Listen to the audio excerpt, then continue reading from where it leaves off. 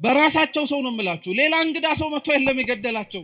ሌላ አዲስ የሆነ ሰው መጥቶ አይደለም ደማቸውን ያፈሰሰው። እዛው የራሳቸው ሰው አብረው ያደጉ፣ አብረው የበሉ፣ አብረው የጠጡ፣ አብረው ለመትረፍም ጭምር ቃሉን ያሰሙ የነበሩ። እውነት ክርስቲያን ስንሆን የምንሸለመው ታዲያ ምን ይመስላችኋል? ስለ ክርስቶስ መሞት ካልሆነ በቀር ሌላ ምንም ነገር ሊደረግ አይችልም። በየትኛው ጊዜ ነው ክርስቶስን ስለሰበኩ በእውነትም ጭምር ከእግዚአብሔር ጋር አብረው ስለኖሩ ተብለው መሬት የተሸለሙ፣ ቤት የተሸለሙ፣ መኪና እያሽከረከሩ የሄዱ ክርስቲያኖች ነበሩ እንጂማ እንደዛ ብንሆን ኖሮ ማን ያሰቃየን ነበር? ማን ይገለን ነበር? ማን እንደፈለገ ሰይፍ እያነሳ አንገታችን ሊያሳርፍብን ነበር? ማንም። ነቢያት ጥፋት ኖሮባቸው አልነበረም የተገደሉት። ነቢያት ክፉ ነገር ተናግረው አልነበረም።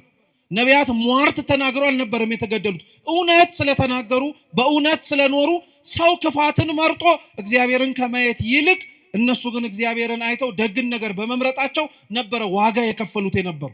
ለምንኖርባት መሬት ከኛ አልፈን ለሌላውም ጭምር እግዚአብሔርን ማየት እንዲችሉ ምክንያት መሆን ስላለብን ስለዛ ብቻ ተብለን እንታረዳለን። ስለዛ ብቻ ተብለን እንገደላለን። ስለዛ ብቻ ተብለን ዋጋ እንድንከፍል እንደረጋለን። የሚጠሉት የሚገፉት የሌላውን ክፋት እንደ ክፋትነቱ፣ የሌላውን ኃጢአት እንደ ኃጢአትነቱ ከሰው ወቅሰው ፈርደው ሳይሆን የሆነውን እንደሆነ ስላሳዩ ሌላ ምንም ነገር ሆኖ አይደለም። ስላልሰሙ ጆሮዎቻችን፣ ማስተዋል ስላልቻለው አይምሮአችን፣ እየተነገረው ነገር ግን ሰምቶ መኖር ስለከበደው ማንነታችን እግዚአብሔር አምላክ አልተወንም። ነቢያት እንዳልኳችሁ ነው የተገደሉት በሩቅ ሰው አይደለም። ዛሬም ሀገራችን ላይ ያሉት በየቦታው የሚሞቱት ወገኖቻችን የሚሞቱት በሩቅ ሰው አይደለም፣ በራሳቸው ሰው ነው። ክርስቲያኖች ለሚኖሩባት ቦታ እንደ ዜጎች ይኖራሉ፣ ግን ስደተኞች ናቸው። አይገርማችሁ? ለሚኖሩባት መሬት ዜጎች ናቸው፣ ግን ስደተኞች ናቸው። ስደተኛ ሆኑት ግን መርጠው ነው፣ በሰማይ ስፍራ እንዳላቸው ስላወቁ።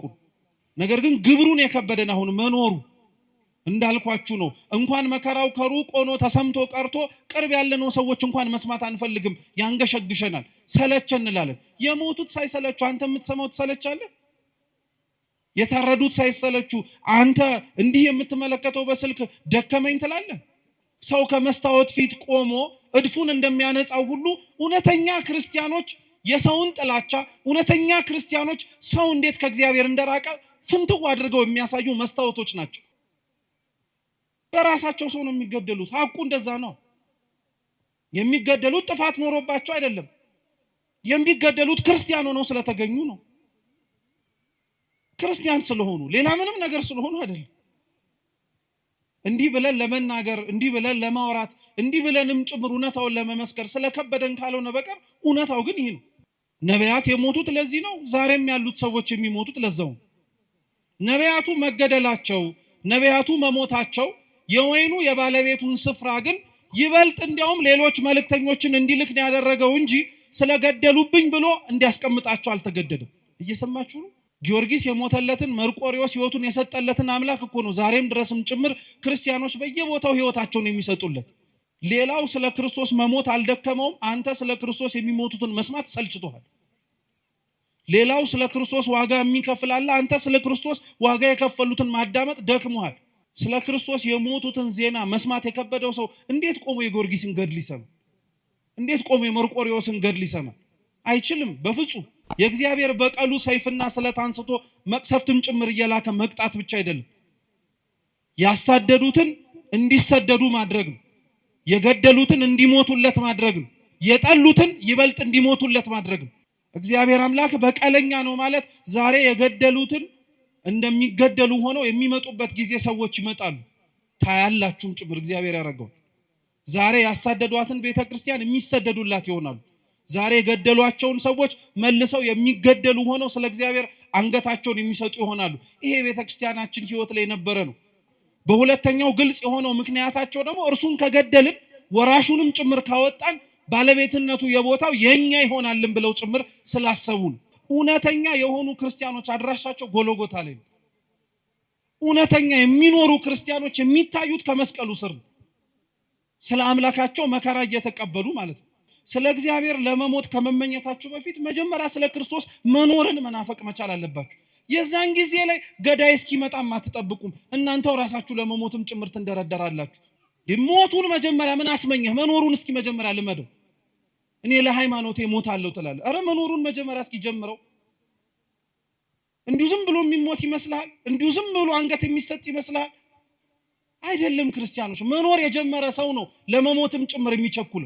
ያፈረስናቸው ህጎች በሙሉ የናድናቸው ስርዓቶች በሙሉ ችግር የለም ብለን ገሸሽ ያደረግናቸው የቤተ ክርስቲያን ህይወቶች በሙሉ ዛሬ መተው ዋጋ እያስከፈሉን ያሉት እነሱ ናቸው። እንደተሰበከልን ያልኖር ነው፣ እንደተነገረን ያልፈጸም ነው፣ እንደምንሰማው ለመኖርንም ጭምር ያልፈቀደንና ያልወደድን ማለት ነው። አሁን እንኳን በዚህ ሁሉ ውጣ ወረድ አሁን እንኳን ባለንበትና በመንሰማው መልካም ባልሆነ ዜና ውስጥ እንኳን ሆነን እኮ እንደው ስለ ራሳችን ብለን መቀየር እንኳን ቢከብደን ስለ ቤተ ክርስቲያን ብለን እንኳን እኮ አንገትም አንደፋነን።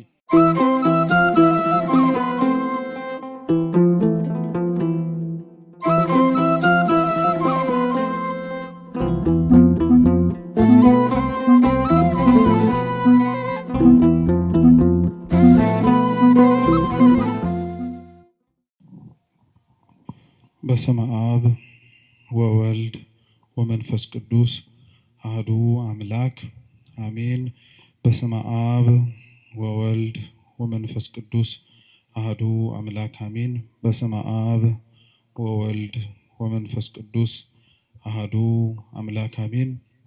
ክቡራን አባቶቻችን፣ አበው መነኮሳት፣ አባቶች ካህናት፣ ወንድሞች ዲያቆናት፣ ሊቃውንተ ቤተ ክርስቲያን፣ መምህራን፣ ዘማሪያን፣ እንደየማዕረጋችሁ ከሩቅም ከቅርብም የተገኛችሁ የልዑል እግዚአብሔር ቤተሰቦች በወደደን ባከበረን በአምላካችን ፍጹም ሰላም እንደምን ዋላችሁ? እንደምን አመሻችሁ? እንደምን እስከ ሰዓት ደረሳችሁ? ቸርነቱን ምሕረቱን ይቅርታውን በእድሜያችን ላይ ጨምሮ በፊቱ ያሳየነውን የእምነት ማነስ የምግባር ጉድለትም ይቅር ብሎ እንደ ስራችን ሳይሆን እንደ ቸርነቱ ያቆየን የአባቶቻችን አምላክ ልዑል እግዚአብሔር ስሙ የተመሰገነ ይሁን። እንደ እግዚአብሔር ቅዱስ ፈቃድ ከዚህ ሰዓት በኋላ ባለን ደቂቃ ሕያውና ዘላለማዊ የሆነውን የአምላካችንን ቅዱስ ቃል እንማራለን። አምላካችን በጉባኤያችን በመሰባሰባችን መሃል ተገኝቶ እንዲያስተምረን፣ እንዲመክረን፣ እንዲገስጸን ሕያው ዘላለማዊ የሆነውን ቅዱስ ቃሉን መስማት እንድንችል አይነ ልቡናችንን እንዲያበራልን የተዘጋጀ ሕሊና እንዲሰጠን የእርሱ ቅዱስ ፈቃድ ይሁንልን። የሐዋርያው የቅዱስ ማቴዎስ ወንጌል ምዕራፍ 21 ከቁጥር 33 ጀምሮ የዓለም ሁሉ መድኃኒት የሆነ ጌታችን መድኃኒታችን ኢየሱስ ክርስቶስ ባስተማረው ትምህርት መነሻነት እንማራለን። የመጽሐፍ ቅዱሱን ቃል ሁላችሁ መስማት እንድትችሉ አነብላችሁና ወደ ትምህርታችን እንሄዳለን። እግዚአብሔር ከሁላችን ጋር ይሁን። ሌላ ምሳሌ ስሙ። የወይን አትክልት የተከለ ባለቤት ሰው ነበረ። ቅጥርም ቀጠረለት፣ መጥመቂያም ማሰለት፣ ግንብም ሰራና ለገበሬዎች አከራይቶ ወደ ሌላ ሀገር ሄደ። የሚያፈራበትም ጊዜ ሲቀርብ ፍሬውን ሊቀበሉ ባሮቹን ወደ ገበሬዎቹ ላከ። ገበሬዎቹም ባሮቹን ይዘው አንዱን ደበደቡት፣ አንዱንም ገደሉት፣ ሌላውንም ወገሩት። ደግሞም ከፊተኞቹ የሚበዙ ሌሎች ባሮችን ላከ፣ እንዲሁም አደረጉባቸው። በኋላ ግን ልጄን ይፈሩታል ብሎ ልጁን ላከላቸው። ገበሬዎቹ ግን ልጁን ባዩ ጊዜ እርስ በእርሳቸው ወራሹ ይህ ነውና እንግደለውና ርስቱን እናገኝ ተባባሉ። ይዘውም ከወይኑ አትክልት አወጡና ገደሉት። እንግዲህ የወይኑ አትክልት ጌታ በሚመጣ ጊዜ በእነዚህ ገበሬዎች ላይ ምን ያደርግባቸዋል? እነርሱም ክፉዎችን በክፉ ያጠፋቸዋል፣ የወይኑንም አትክልት ፍሬውን በየጊዜው ለሚያስረክቡ ለሌሎች ገበሬዎች ይሰጣቸዋል አሉት። ኢየሱስም እንዲህ አላቸው፣ ግንበኞች የናቁት ድንጋይ እርሱ የማዕዘን ራስ ሆነ። ይህም ከጌታ ዘንድ ሆነ፣ ለዓይኖቻችንም ድንቅ ነው የሚለውን ከቶ በመጽሐፍ አላነበባችሁምን? ስለዚህ እላችኋለሁ የእግዚአብሔር መንግሥት ከእናንተ ትወሰዳለች፣ ፍሬዋንም ለሚያደርግ ሕዝብ ትሰጣለች። በዚህም ድንጋይ ላይ የሚወድቅ ይቀጠቀጣል፣ ድንጋዩ ግን የሚወድቅበትን ሁሉ ይፈጨዋል አለ ይላል። ስለ ቅዱስ ቃሉ የአምላካችን የልዑል እግዚአብሔር ስም የተመሰገነ ይሁን። እንደ እግዚአብሔር ቅዱስ ፈቃድ እኛ የምንማማርበት የትምህርታችን ርዕስ በዚሁ ባነበብነው ቅዱስ ወንጌል ቁጥር 42 ላይ ያለው ኃይለ ቃል ይሆናል። ግንበኞች በሉ ሁላችሁም፣ ግንበኞች የናቁት ድንጋይ እርሱ የማዕዘን ራስ ሆነ። እስኪ ድገሙት። ግንበኞች የናቁት ድንጋይ እርሱ የማዕዘን ራስ ሆነ። ሶስተኛ ድገሙት። ግንበኞች የናቁት ድንጋይ እርሱ የማዕዘን ራስ ሆነ። በዚህ ኃይለ ቃል መነሻነት ያነበብነውን ወንጌል መነሻ አድርገን እንማራለን። አምላካችን በጉባኤያችን ተገኝቶ እንዲያስተምረን እንዲመክረን የእርሱ ቅዱስ ፈቃድ ይሁንልን። እንደ ሌሎቹ የወንጌል ክፍሎች ሁሉ አምላካችንና መድኃኒታችን ኢየሱስ ክርስቶስ ይህ ያነበብነው ቃሉን ለሚሰሙት ሰዎች ያስተማረው ትምህርት ነው። ይህንኑ የተነበበው ምሳሌ የማርቆስ ወንጌል ምዕራፍ 12 እና የሉቃስ ወንጌል ምዕራፍ 20 ላይም ጭምር ተጽፎ ይገኛል። ጥቂት ከሆኑ የሐሳብ ልዩነቶች ባለፈ መሰረታዊ በታሪክ ደረጃ ምንም የሚለያይ ሐሳብ አይኖረው።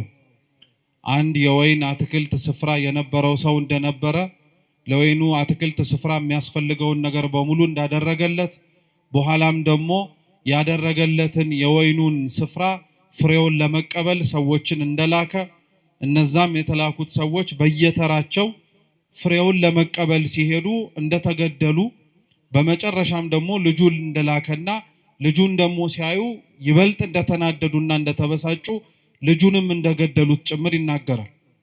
ይህ አሁን ያነበብነው የቅዱስ ወንጌል ክፍል እንዳልኳችሁ ጌታችን መድኃኒታችን ኢየሱስ ክርስቶስ ቃሉን ይሰሙት ለነበሩት ለሕዝብ ያስተማረው ትምህርት ነው።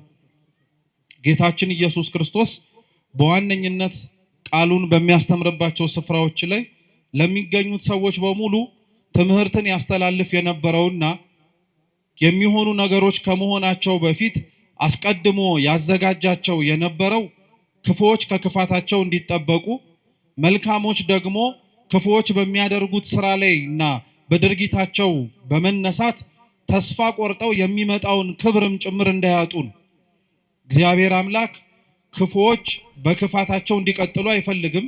ልቡና ሰጥቷቸው ማስተዋሉንም ጭምር ታድለው ራሳቸውን በንስሐ እንዲመልሱ ከሚመጣው ክፋትም ጭምር ራሳቸውን መጠበቅ እንዲችሉ ይፈቅዳል።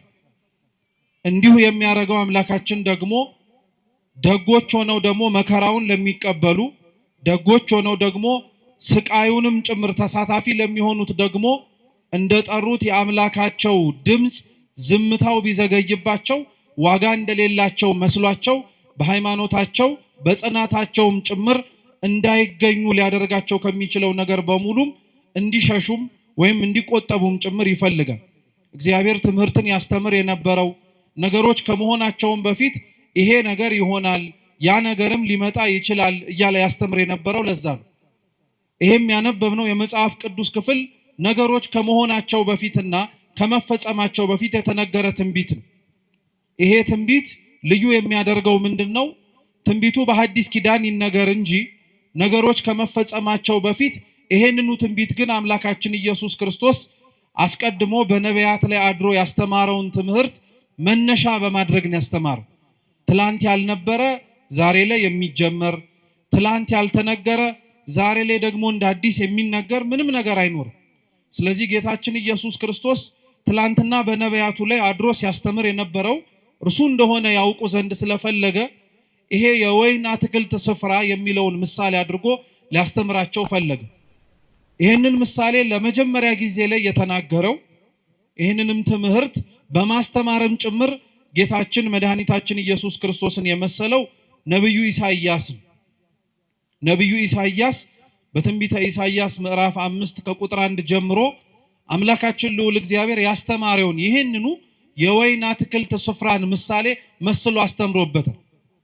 ይሄ የወይን አትክልት ስፍራ ቅጥር የተማሰለት፣ መጭመቂያ የተዘጋጀለት፣ በኋላም ደግሞ ማማ ተዘጋጅቶለት እየተጠበቀ የነበረው ኢሳይያስ በኦሪቱ የተናገረለት የእስራኤል ሕዝብና እስራኤላውያን ናቸው።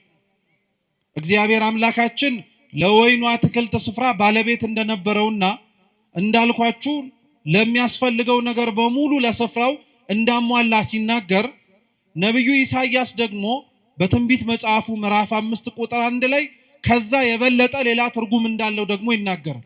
እርሱም ምንድነው?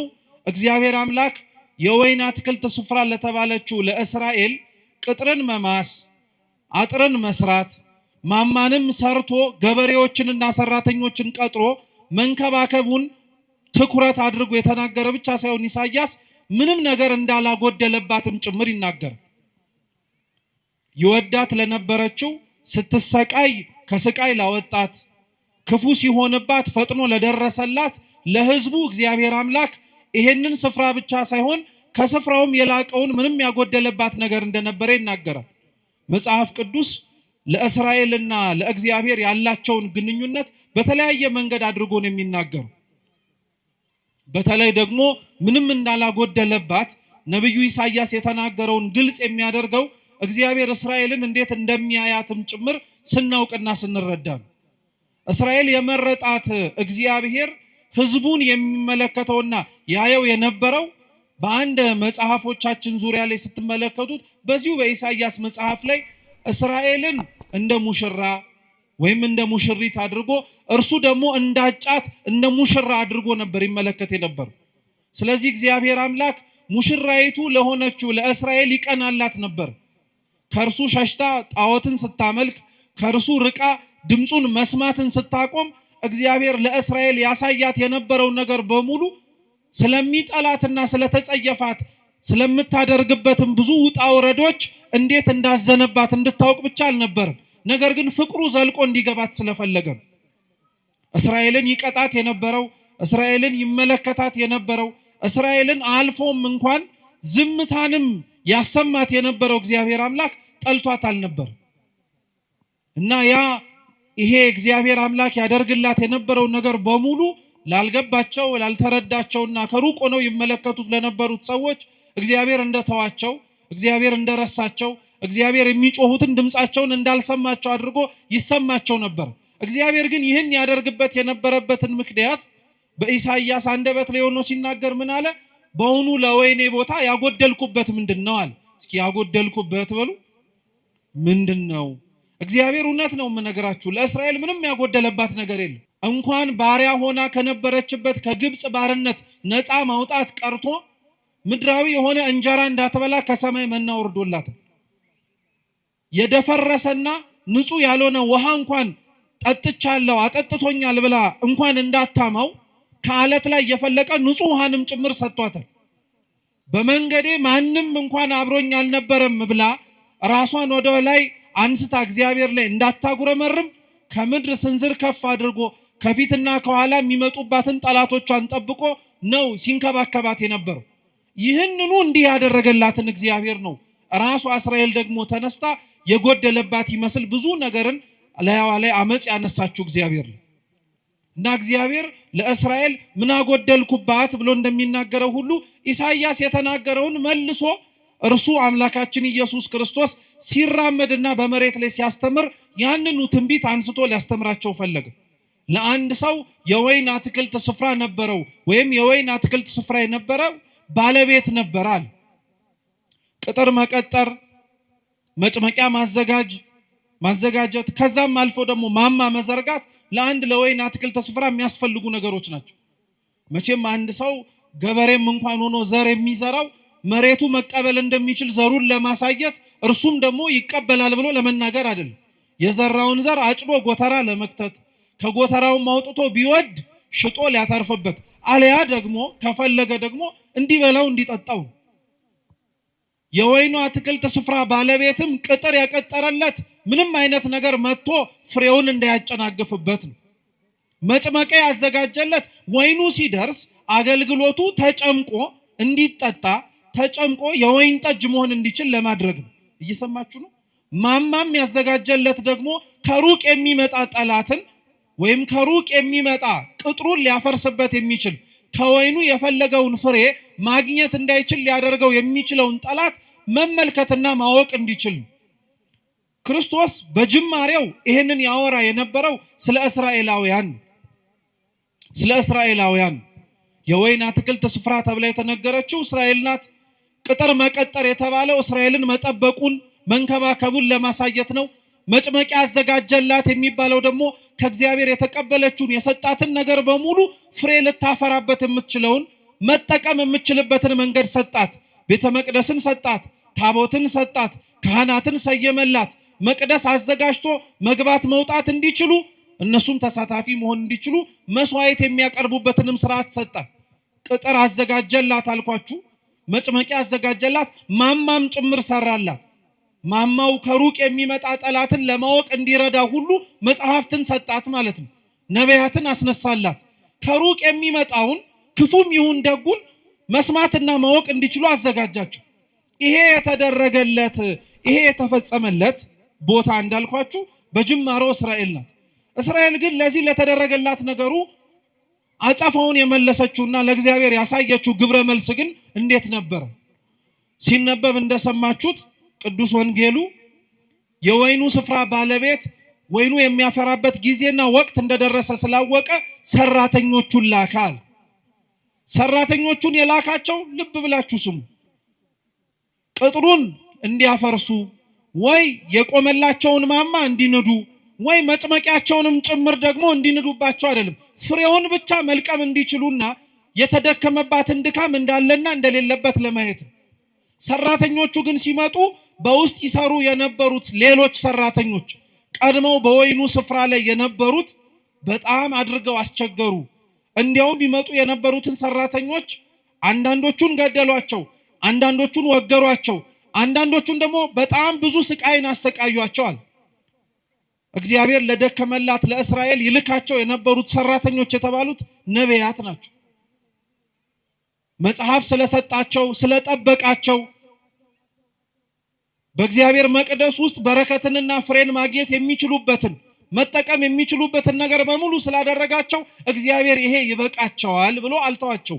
እግዚአብሔር እንዲህ አይነት አምላክ ነው። እኛ ለልጆቻችን በየትኛውም ጊዜ ላይ ዛሬ ስለለበሱ ይበቃቸዋል፣ ጠግበው ስላደሩም ነገ ያስፈልጋቸውም አንልም። እንዲያውም የበለጠውን ነገር እናደርግላቸዋለን። እግዚአብሔርም ለሕዝቡ እንደዛ ነው። መጽሐፍ ስለሰጠ መቅደስ ስለሰራ እንዲሁም የሚያስፈልገንን ነገር በሙሉ ስለሰጠ በቃ ይሄ ይበቃቸዋል አላለም። ነቢያትን ይልክላቸው ነበር።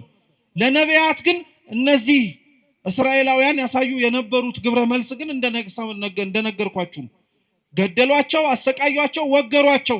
ይሄንን ሁሉ ነገር አደረጉባቸው። ይሄንን ሁሉ ሲያደርጉባቸው ግን ያደርጉት የነበረው ለምንድን ነው ጥያቄው። ልብ ብላችሁ ስሙ። እስራኤላውያን ነቢያትን ይገሉ የነበሩት እስራኤላውያን እግዚአብሔርን ቅዱስ ቃሉን የሚያስተምሯቸውን ሰዎች ያሳድዷቸው የነበሩበት ምክንያት ለምንድን ነው ስትሉ፣ አንደኛውና የመጀመሪያው ምክንያት ህዝቡ ከእግዚአብሔር ርቆ ስለነበረ ነው።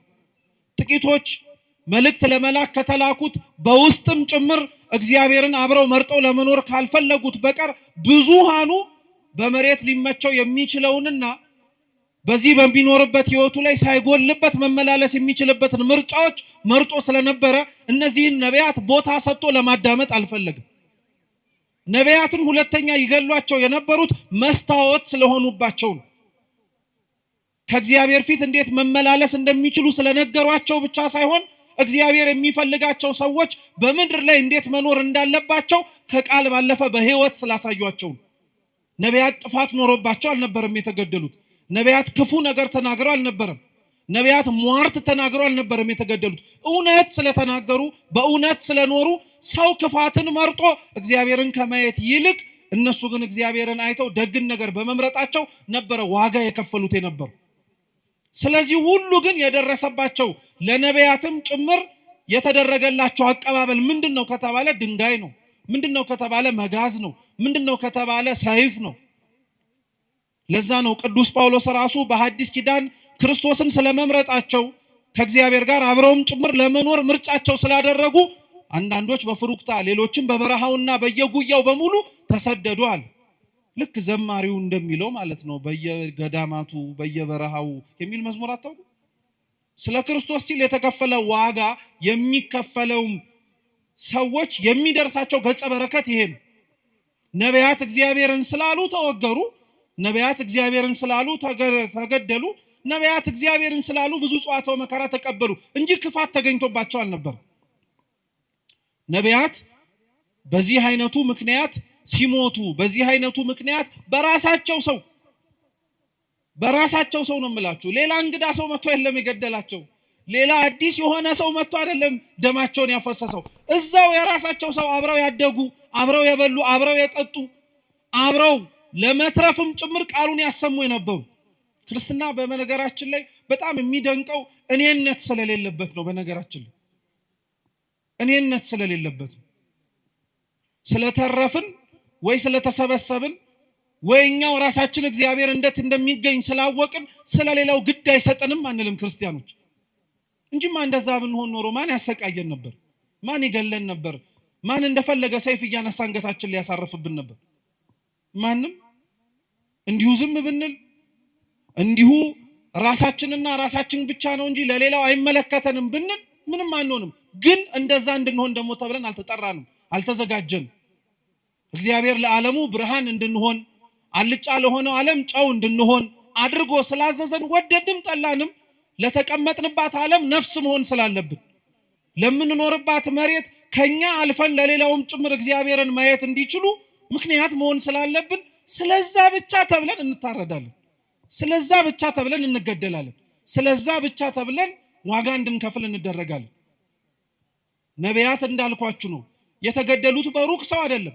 ዛሬም ሀገራችን ላይ ያሉት በየቦታው የሚሞቱት ወገኖቻችን የሚሞቱት በሩቅ ሰው አይደለም፣ በራሳቸው ሰው ነው። በራሳቸው ሰው ነው የሚገደሉት። ሐቁ እንደዛ ነው።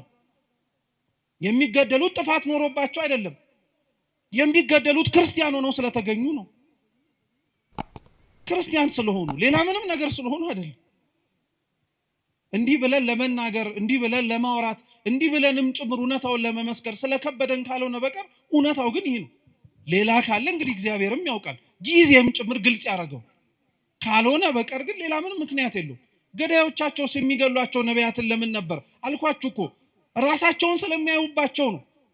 ሰው ከመስታወት ፊት ቆሞ እድፉን እንደሚያነጻው ሁሉ እውነተኛ ክርስቲያኖች የሰውን ጥላቻ፣ እውነተኛ ክርስቲያኖች ሰው እንዴት ከእግዚአብሔር እንደራቀ ፍንትው አድርገው የሚያሳዩ መስታወቶች ናቸው። የሚጠሉት የሚገፉት የሌላውን ክፋት እንደ ክፋትነቱ የሌላውን ኃጢአት እንደ ኃጢአትነቱ ከሰው ወቅሰው ፈርደው ሳይሆን የሆነውን እንደሆነ ስላሳዩ ነው። ሌላ ምንም ነገር ሆኖ አይደለም። ነቢያት እግዚአብሔርን ስለተናገሩ የደረሰባቸው ድንጋይ ከሆነ ነቢያት የደረሰባቸው እግዚአብሔርን ስለተናገሩ ሰይፍና ስለት ከሆነ ዛሬ እዚህ ላይ የምንኖረው ክርስቲያኖች እውነት ክርስቲያን ስንሆን የምንሸለመው ታዲያ ምን ይመስላችኋል? ስለ ክርስቶስ መሞት ካልሆነ በቀር ሌላ ምንም ነገር ሊደረግ አይችልም። በየትኛው ጊዜ ነው ክርስቶስን ስለሰበኩ በእውነትም ጭምር ከእግዚአብሔር ጋር አብረው ስለኖሩ ተብለው መሬት የተሸለሙ ቤት የተሸለሙ መኪና እያሽከረከሩ የሄዱ ክርስቲያኖች ነበሩ እንዴ? እንዲያውም ያንን ነገር የተጸየፉት ነበር እንጂ ነበሩት ሹመት ሽልማቱን የጠሉት ስለ ክርስቶስ ሲሉ ስለከፈሉት ዋጋ መሬታዊ የሆነ ስጦታ ሊሰጣቸው ሲል አንፈልግም፣ ይሄው እግዚአብሔርን ያስረሳናል፣ ጥቅሙ በኋላ ላይ መልሶ እግዚአብሔርን እንድንዘነጋው ያደርገናል ብለው የሸሹ ናቸው እንጂ የኛን ኗኗር ግን እውነቱን ስትመለከቱት ስለኖርነው ክርስትና ወይም ለመኖር ስለሞከርነው ክርስትና ዋጋውን ብድራቱን እንዲሁም ደግሞ ገጸ በረከቱን መካፈል የምንፈልገው ከፊት ለፊታችን ስለሚመጣብንና ስለሚደረግብን መከራ አይደለም። ተውት፣ መከራው ቀርቶ መከራ መስማት እንኳን አንፈልግም። እኛ ቢቻል ብንዘምር፣ ቢቻል ብናጨበጭብ፣ ቢቻል እልል ብንል፣ ቢቻል የደረሰባቸውን ሰዎች ደረሰባቸው ብለን እንዲሁ ዝም ብንል ጥሩ ነበር። ግን እግዚአብሔር ይመስገን እውነት ለመናገር ማስተዋል የሚችሉ አሳቢ የሆኑ አባቶች እናቶች ስላሉን ነገር እንዳንረሳ የደረሰብንንም ጭምር እንዲሁ ዝም ብለን ወደ ኋላ እንዳናደርግ ስለሚያደርጉን። ነቢያት የሞቱት ለዚህ ነው። ዛሬም ያሉት ሰዎች የሚሞቱት ለዛው። ነቢያቱ መገደላቸው፣ ነቢያቱ መሞታቸው የወይኑ የባለቤቱን ስፍራ ግን ይበልጥ እንዲያውም ሌሎች መልእክተኞችን እንዲልክ ነው ያደረገው እንጂ ስለገደሉብኝ ብሎ እንዲያስቀምጣቸው አልተገደደም። እየሰማችሁ ነው?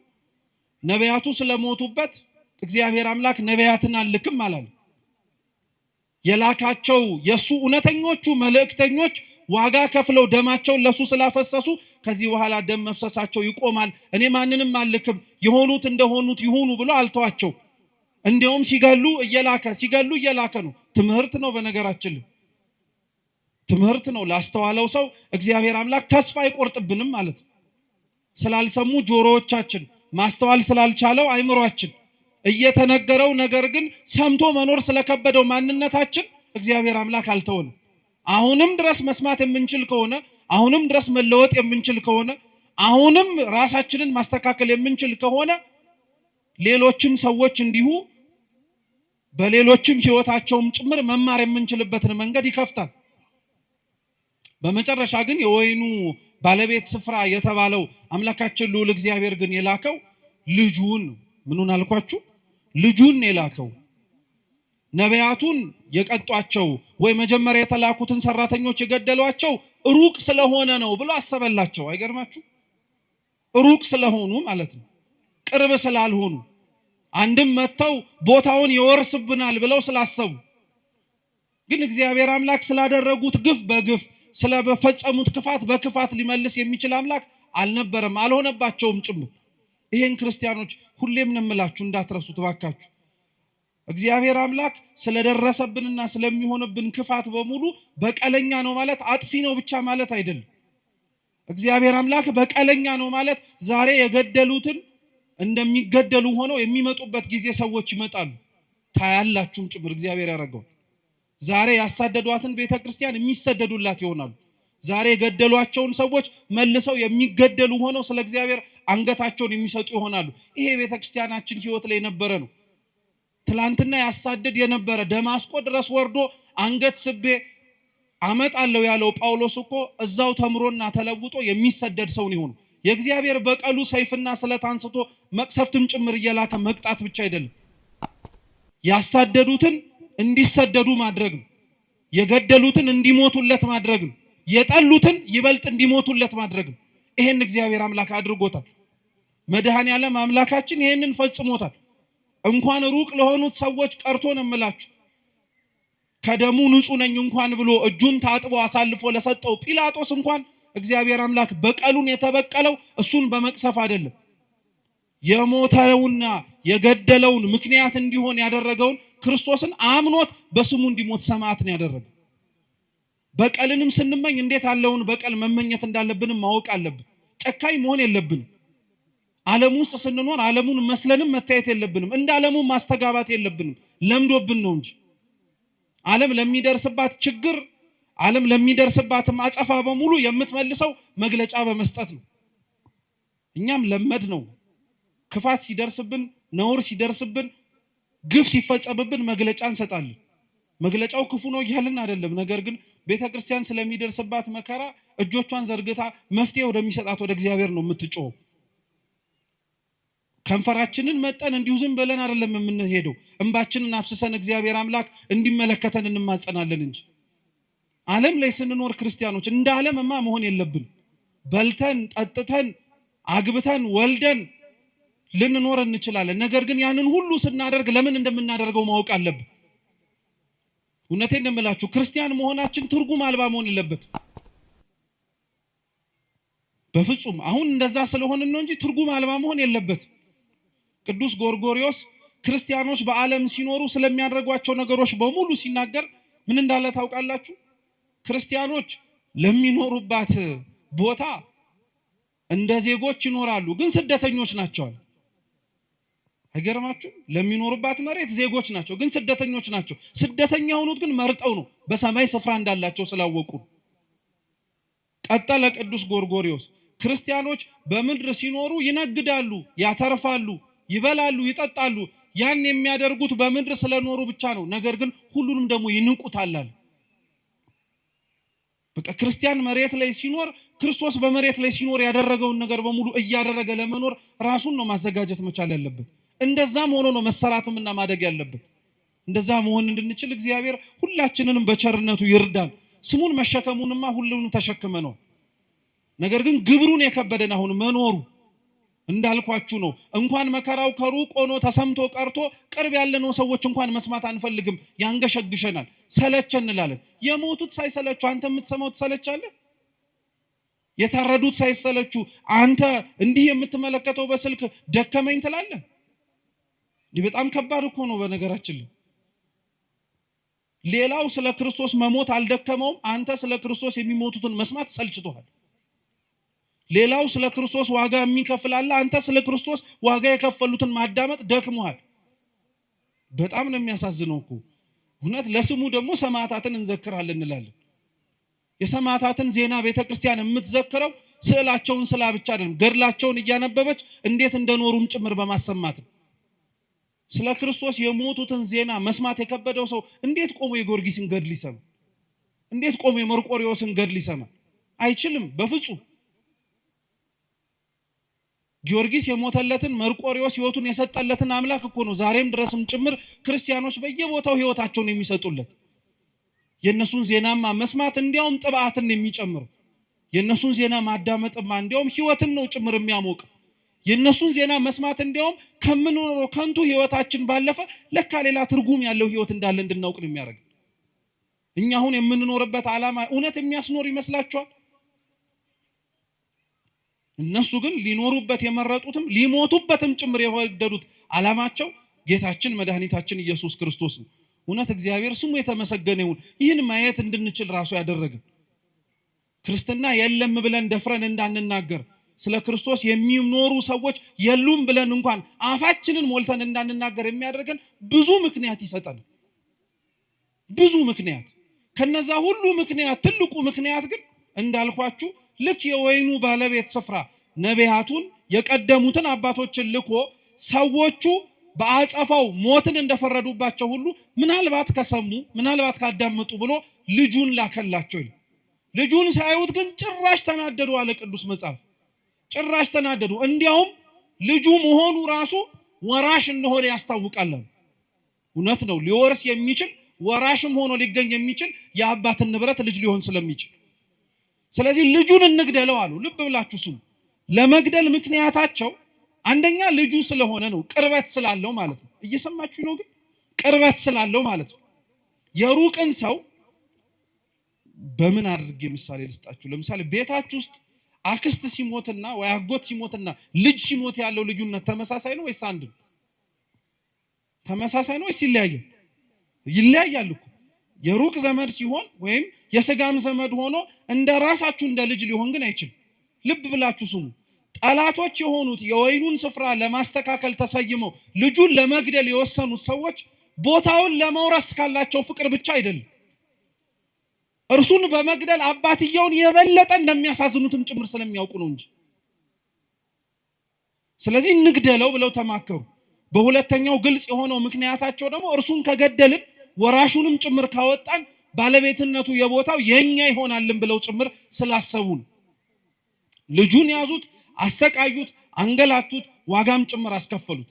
ከነቢያት በኋላ የወይን አትክልት ስፍራ ለተባለች ለእስራኤል ለሕዝብ ሁሉ የተላከው ልጅ የሚባለው ዛሬ በዓሉን የምናከብርለት ቸሩ መድኃኔዓለም እግዚአብሔር አምላክ ክፋታችንን አይቶ እግዚአብሔር አምላክ ለላካቸው መልእክተኞቹ ለነቢያትና ለቅዱሳን የሰጠነውን ግብረ መልስና ክፋት ተመልክቶ ክፋትን በክፋት ሊመልስብን አልወደደም። እንዲያውም የበለጠ ደግነቱን አሳየን እንጂ፣ እንዲያውም የበለጠ ፍቅሩን አሳየን። ልጁን ሊሰጠን ወደደ። ጌታችን ኢየሱስ ክርስቶስን ልጁን የሰጠን። ይሄ ልጅ ተብሎ የተጠቀሰው በነገራችን ላይ እኛው ራሳችን ጠምዝዘን ስለ ክርስቶስ እንዲናገር ስላደረግነው አይደለም። ቅዱስ ቃሉ ልጁ ተብሎ የተጠቀሰው በወንጌል ስፍራ ላይ ተደጋጋሚ ብትፈልጉ የምታገኙት ጌታችን ኢየሱስ ክርስቶስን ነው። ሌሎቻችን ለእግዚአብሔር ያለንን ልጅነት ቅዱስ መጽሐፍ ሲናገር ልጆች እያለን የሚጠራ እስኪ ልጆች በሉ። አዎ እኛ ስንጠራ ልጆች ተብለን፣ ጌታችን መድኃኒታችን ኢየሱስ ክርስቶስ ግን ሲጠራ ልጅ ተብሎ ነው። ልዩነት ስላለው እኛ ልጆች የተባልነው ልጅነታችን የጸጋ ስለሆነ ነው፣ የስጦታ ነው። ልጅ አለመባልም እንችላለን እግዚአብሔርን አባት እንዲሆነን ካልመረጥን። ጌታችን ኢየሱስ ክርስቶስ ግን ልጅ ተብሎ ሲጠቀስ የባህሪ ልጅነት ነው። ማንም ሊነጥቀው የማይችል ማለት ነው። ማንም ሊወስድበት የማይችል ልጁ ተብሎ የሚጠቀሰው እርሱ ነው። ጌታችን ኢየሱስ ክርስቶስ ሲጠመቅ የባህሪ አባቱ እግዚአብሔር አብ በሰማይ ሆኖ ሲናገር ሲመሰክር የመሰማ ነው። የምወደው ምኔን ያለው ልጄን ያለው የምወደው ልጄን ያለው በደብረ ታቦር የማርቆስ ወንጌል ምዕራፍ 9 ላይ ብርሃነ መለኮቱን ሲገልጥ ለደቀ መዛሙርቱ ሲያሳይስ ያው የባህሪ አባቱ እግዚአብሔር አብ ምን ብሎ ነው የምወደው ምን ያለው ልጄን ያለው። ስለዚህ ልጁን ላከላቸው የተባለው ክርስቶስ ነው፣ ሌላ ማንም አይደለም። ከመጭመቂያ ውስጥ ያሉ ሰማዕታት ከሰማዕታትም በደንብ ነው ያሉላት፣ ዘወትር ሊሞቱላት አንገታቸውና ሕይወታቸውን የማይሰስቱላት።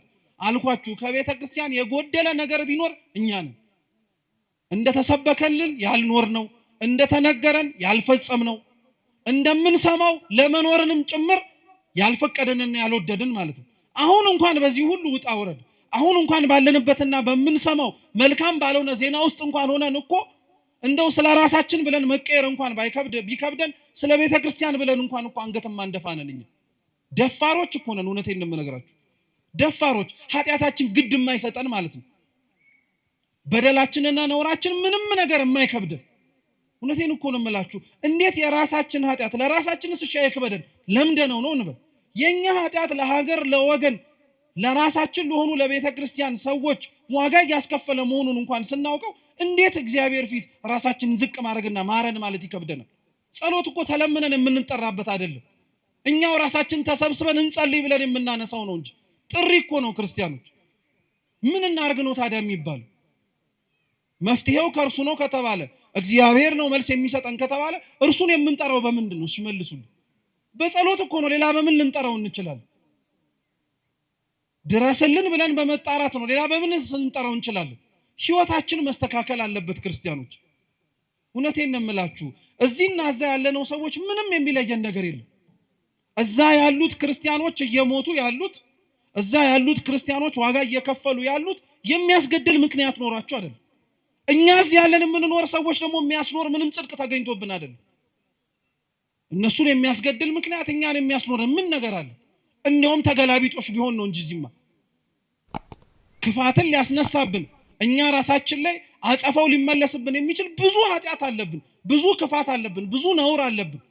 እግዚአብሔር የሚያውቀው ከዛም አልፎ እኛው ራሳችን የምናውቀው ማለት ነው። ቦታ ካለየን በቀር ምን የሚለየን ነገር አለ?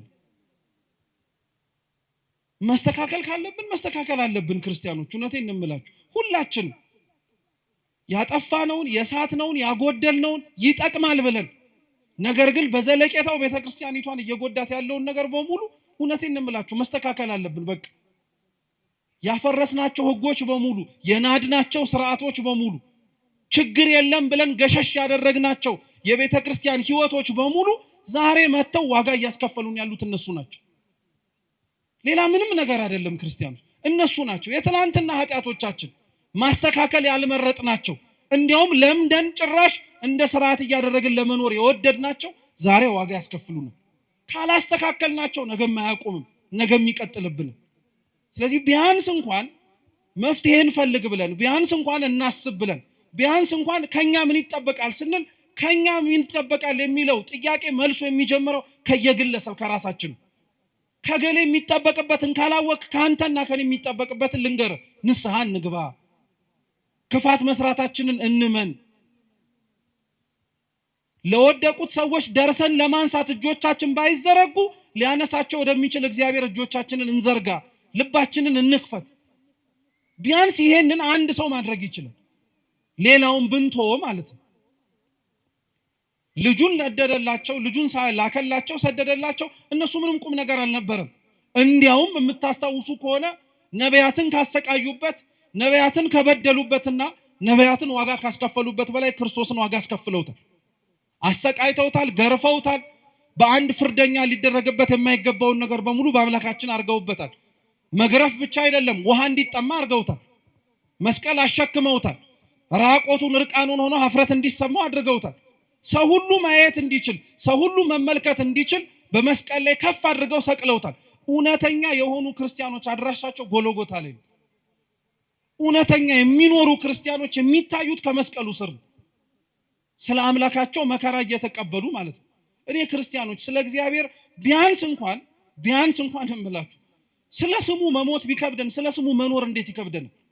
ቤተክርስቲያን ሆነን እግዚአብሔር ጋር አብረን መኖር የምንችልበት ጥሪ እየተሰማ ቅዳሴ እየተቀደሰ ቅዱስ ቁርባን እየተሰጠ የንስሐ አባቶች ቆመው በቅዱስ ቤተክርስቲያን ቅጥር ግቢ ውስጥ እያሉ ሞቱን መጀመሪያ ምን አስመኘህ? መኖሩን እስኪ መጀመሪያ ልመደው።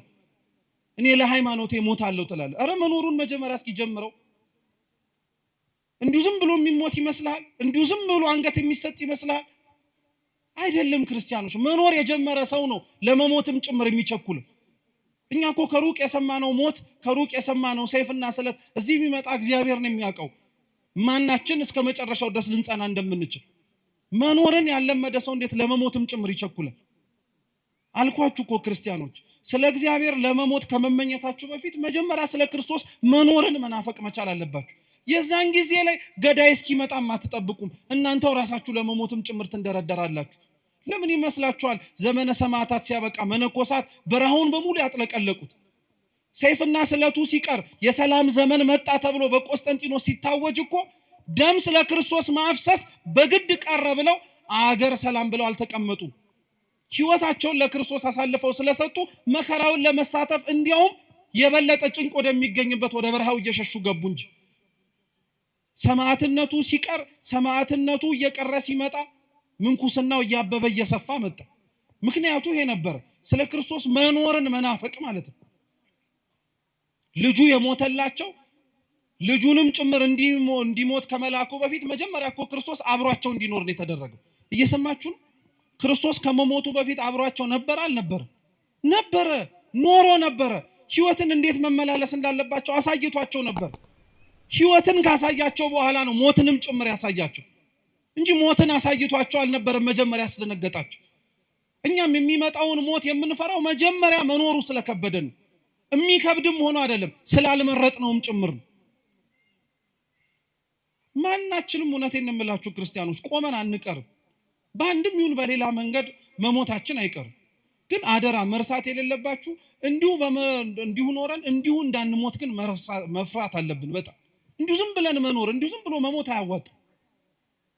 ስንኖር የእውነት ለክርስቶስ መኖር መቻል አለብን። በቃ ስንሞትም ስለ እግዚአብሔር ብለን መሞት መቻል አለብን። በቃ እንደዛ መኖርን ነው መናፈቅ መቻል አለብን። ልጁን ሰደደላቸው። የሰደደውን ልጅ ደግሞ እንዳልኳችሁ ክርስቶስን ይበልጡኑ መከራ ያበዙበት፣ ይበልጡኑ ስቃይ ያበዙበት። ስለዚህ ምን ይደረጋል አላቸው። ጥያቄውን መልሶ ለራሳቸው ነው የጠየቃቸው በነገራችን። ስለዚህ የተሻለው ነገር አሉ ፈሪሳውያን። እያወቁት እኮ ነው ደግሞ መልሱን የሚሰጡት። እያወቀ ጥፋት የሚያጠፋ ሰው አለ ማለት ነው። አያችሁ፣ እያወቀ ማለት እየጠነቀቀ ምን እንደሚደርስ አጸፋውን እያወቀ በደል የሚበድል ሰው አለ። ልክ እንደኛ ክፉን በክፉ መንሳት አለበት። እንደሱ መነጠቅ አለባቸው። ፍሬውን መልሶ ሊሰጥ የሚችለው ጋር መሰጠት አለበት ተባለ። እውነት ነው። ግን እግዚአብሔር ቤተክርስቲያንን ከኛ ወስዶ ለማን ይስጣት ታዲያ? ክርስቲያኖች የወይን አትክልት ስፍራ ያልኳችሁ ቤተክርስቲያን ናት ብያችኋል። እነዚህ ሰዎች ወይኑን አትክልት ስፍራ ወስደህ አልያ ደግሞ ሰራተኞቹን አስወጥተህ ትርፋማ ለሚሆንበት ሰው ነው መመላለስ ያለበት አለው። እንግዲያውስ እግዚአብሔር የኛን ከንቱነት አይቶ ቤተክርስቲያንን አይወስድብን። ትርፋማነታችን እስከየት ይመጣል? እሷ ከሄደች እኛንም አይነቅለን። በሌላ ቦታ ፍሬያማ ልንሆን አንችልም። በዚህ ሳምንት ከግንቦት 23 ጀምሮ እስከ ፊታችን እሑድ ቤተክርስቲያን ስለ መንፈስ ቅዱስ ነው የምታስተምረው፣ ስለ ፍሬያማነት ማለት ነው። እግዚአብሔር በህይወታችን ውስጥ ሲኖር ስለሚታይባቸው ነገሮች ማለት ነው። የወይኑ አትክልት ስፍራ ላይ የተተከሉት በሙሉ ፍሬያማ ሊሆኑ ግድ ነው። ቤተክርስቲያን ውስጥ ያለ ሰው በሙሉ ፍሬ ሊኖረው ግድ ነው። ስለ ክርስቶስ መሞትን መኖርን ብቻ አይደለም ትዕግስት ሊኖረው ግድ ነው። እግዚአብሔር እኛን በታገሰ ልክ እኛም እሱን መታገስ አለብን፣ መለመን መቻል አለብን። እውነቴን የምላችሁ ክርስቲያኖች እኛ በህይወታችን ስንኖር ኃጢአት ስንሰራ በቅጽበት ያላጠፋን አምላክ እኮ ነው ዛሬ ስንጠራው ዝም አለ ብለን ደግሞ የምናጉረመርምበት። አንተ ስትጠራው ቶሎ መልስ ቢሰጥህ ማለት እኮ በተገላቢጦሽ ሳጠፋን በዛው ቅጽበት አጥፋኝ እንደማለት እኮ። ስለ ኃጢአት የታገሰ እግዚአብሔር ጸሎታችንንም እየሰማ ዝም ያለበት ምክንያት አለ። አቅም አንሶት አይደለም፣ ክብር ይግባውና እንደዛም ተብሎ አይነገርለትም። እውነቴን እንምላችሁ ክርስቲያኖች ይህ ታሪክ ላይ ራሱ ቅዱስ ጎርጎርዮስ ሲያስተምር ምን ይላል መሰላችሁ? ለአንዳንዶች ይላል ለአንዳንዶች በተለይ የወይኑ ባለቤት ስፍራ እግዚአብሔር መሆኑ እግዚአብሔር እንደመሆኑ ሁሉን አዋቂነቱን ቅዱስ ጎርጎርዮስ ሲናገርና ይጠይቃል። ይሄንኑ ጥያቄን እናንተን ልጠይቃችሁ እየሰማችሁ መሆኔን ማወቅ ስለምፈልግ የተላኩት ሰራተኞቹ ከመላካቸው በፊት እንደሚሞቱ እግዚአብሔር ያውቃል አያውቅ? መልሱ እንጂ በሚገባ። ደግሞስ ሲልክ እንደሚሞት ያውቃሉ አያውቁ? ያውቃል እሱ። እሺ ጥሩ። ልጁንስ ሲልክ ለልጁ እንደማይመለሱና የባህሪ ልጁ ጌታችን ኢየሱስ ክርስቶስንም እንደሚገድሉትና እንደሚሰቅሉት ያውቃል አያውቅ? ለምን እያወቀ ይሄንን አደረገው ነው ጥያቄ። አቅም ስለሌለው ነው? አይደለም። ወደፊት የሚመጣውንስ ነገር ስለማያውቅ ነው? አይደለም። ያውቃል አላችሁኝ። ያውቃል፣ እውነት ነው። እግዚአብሔር አምላክ አቅም አንሶት አይደለም። ክፋት የሚሰሩ ሰዎች ክፋት ከመስራታቸው በፊት የሚሰሩትን ክፋት ያውቀዋል ጠንቅቆ፣ በደንብ አድርጎ ነው የሚያውቀው። ዝም የሚለው ክፋቱን የሚቀበሉት ሰዎች አንደኛ ከክርስቶስ ጋር በሞት ህይወታቸውን እንዲያሳምርላቸው ለቤተ ክርስቲያን ዘወትር ማህፀነ ለምለም ሆና ሰማዕታትን እንደምትወልድ እንድናውቀው ነው። ለኛ ክፋት የሚሰሩትን ሰዎች ክፋታቸው ውስጥ እያገባ ወደ ኋላ የማይመልሳቸውም አይደለም። አንዳንዴ ያረጋዋል እግዚአብሔር፣ ሌላውን ጊዜ ላይ ዝም ሊል ይችላል እግዚአብሔር። ዝም የሚለው ግን አልኳችሁ አቅም አንሶት አይደለም። ክፋቶችም የሚሰሩት ልክ ደግ እንደሚሰሩት ነፃ ፈቃድ አላቸው። ይሁዳ ክርስቶስን አሳልፎ እንደሚሸጠው ጠንቅቆ እያወቀ አይደለ እንዴ ምን ሲያደርግለት የነበረው? ዝም ብሎ ታግሶት አልነበረ? አሳልፎስ እንዳይሰጠው ምልክትስ እየነገረው አልነበረ? ተው እያለ እየተናገረ አልነበረ? ተናግሮታል እኮ በተደጋጋሚ። ይሁዳን እንዳይሸጠው፣ ይሁዳ ክፋት እንዳይሰራ፣ ይሁዳ ኃጢአት እንዳይሰራ በደንብ አድርጎ ደጋግሞ ነግሮታል። ነፃ ፈቃዱን አልገፈፈው። ዛሬም ክፋት የሚሰሩትን ሰዎች ክፋታቸውን እያወቀ እንዳይሰሩት ይናገራል እግዚአብሔር። አልሰማም ካለ፣ አላዳምጥም ካለ፣ አሻፈረኝ ካለ ግን በኋላ ላይ የሚመጣውን ደግሞ በጸጋ መቀበልም ግዴታ አለበት። እግዚአብሔር አምላክ የቁጣውን በትር አንስቶ እርሱም ደግሞ መልስ ሰጣለሁ ካለ ለማዳመጥ ዝግጁ መሆን መቻል አለበት ማለት ነው። ክርስቶስ ከዛ በኋላ ይሄንን ሲነግራቸው አይ የወይኑ አትክልት ስፍራ መነጠቅ አለበት፣ ሰራተኞቹ መለወጥ አለበት ብለው ራሳቸው በራሳቸው ላይ ፈረዱ። እኛም እውነት ራሳችን ላይ ለመፍረድ እግዚአብሔር በቸርነቱ ይርዳል። ከእግዚአብሔር የፍርድ ዙፋን ፊት ሳትቆሙ ክርስቲያኖች እናንተው ራሳችሁ ከእግዚአብሔር ፊት አሁን ቆማችሁ ራሳችሁ ላይ ፍረዱ። ንስሐ ግቡ ማለት ነው። በቃ ንስሐ እንግባ። በደል መስራታችንን እንመን።